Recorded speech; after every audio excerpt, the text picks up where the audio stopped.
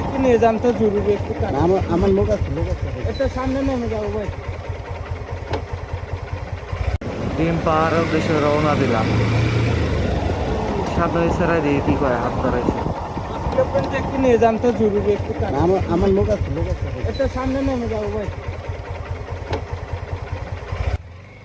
ডিম পাহাড় শেষ করে আমরা যাচ্ছি আলীকদমের দিকে।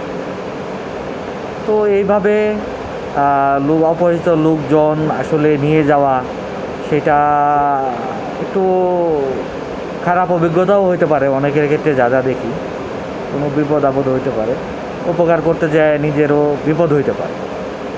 তো থাক এই টপিক। আমরা ডিম পাহাড় শেষ করে আসলাম।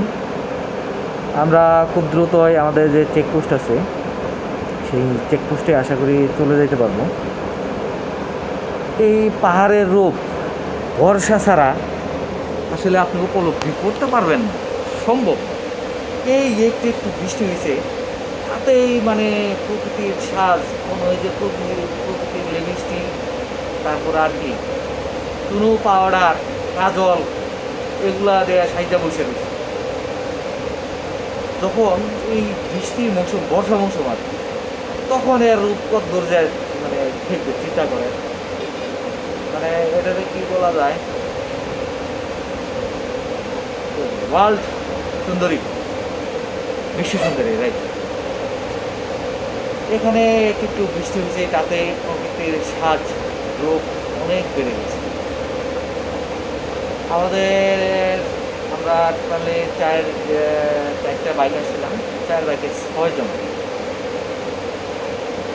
আমরা যতটুকু দেখে যাইতে পারছি, আল্লাহর কাছে অশেষ রহমত বা আল্লাহর অশেষ রহমত যে এতটুকু পরিমাণ আমরা দেখে যাইতে পারছি।